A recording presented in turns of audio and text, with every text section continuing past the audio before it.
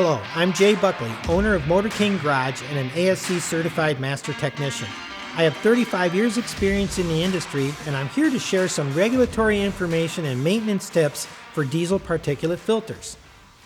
Because of the ongoing changes to regulations set by the Environmental Protection Agency, the diesel particulate filter market continues to see steady growth. DPFs have been verified by the EPA and the California Air Resources Board as being effective at reducing soot emissions by up to 85 to 90%. Some also reduce hydrocarbons and carbon monoxide by up to 90%.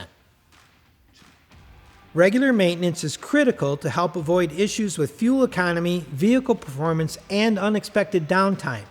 Let's take a quick look at what makes up the entire filter system.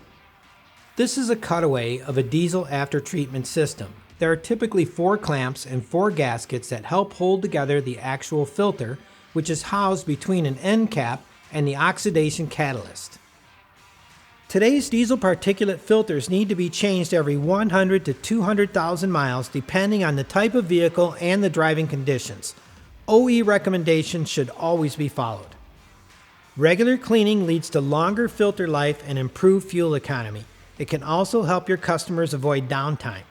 The cleaning process is critical to the life of the DPF and the selective catalytic reduction catalyst located downstream. First and foremost, use an OEM-approved flow bench test to confirm the filter's quality.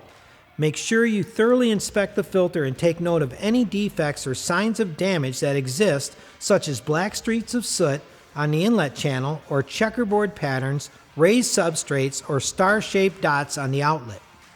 Next, use OEM quality clamps designed for the harsh environment today's diesels are exposed to. A premium clamp like NORMA is made from the highest quality steel to reduce the possibility of clamp failure.